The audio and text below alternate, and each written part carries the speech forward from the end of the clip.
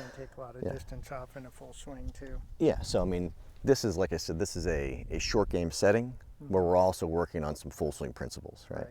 Yeah.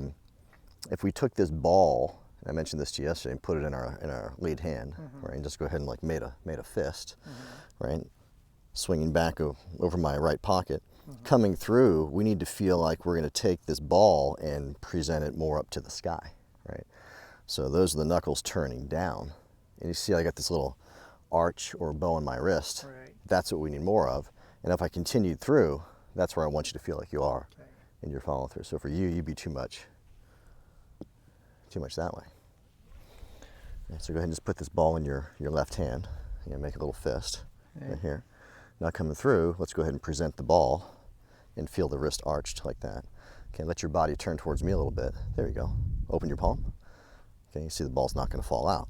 Right, so we've got a pivot or a turn, right, with the knuckles turning down, right, rotation in the forearm, right, but also we have much more of this curve bow flexion of the lead wrist, right, as opposed to being this way, right, which is the opposite, right.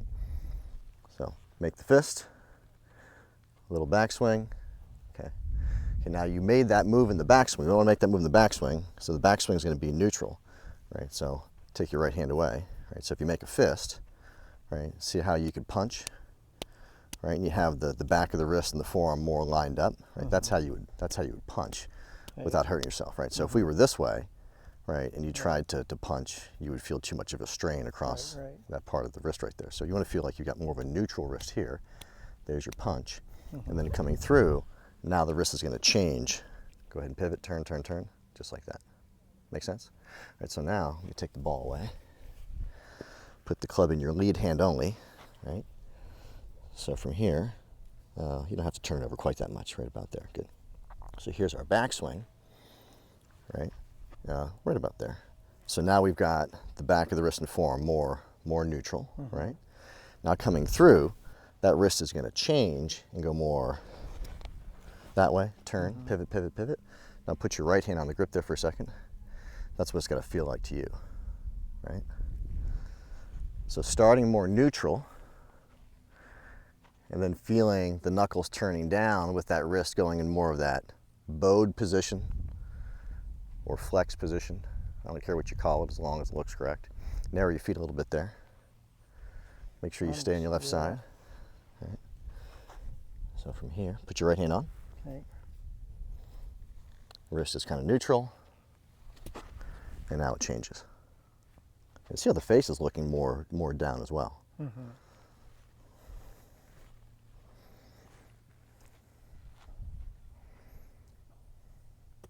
Correct, nice. When you go a little bit slower with it, you're able to, that was nice. That time the blade was down. You're able to feel what's actually happening a little bit easier. Yeah.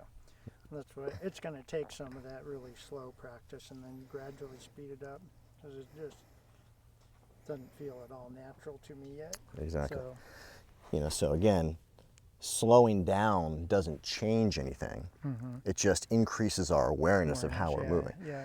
Now, I don't like to use the words good and bad in my coaching vocabulary, because everything you're doing is perfect for the result that you're getting. But just to prove a point, if you take an unreasonable swing, we'll just call it a bad swing for the sake of discussion. If you take a bad swing and slow it down, all you got is a slow bad swing. Right. Exactly. So we're slowing down, right, to try and feel what's happening a little bit more easily, right? It's almost like if you're trying to listen to a song on the radio and there's a lot of static, well, you can't hear the words, right? Yeah.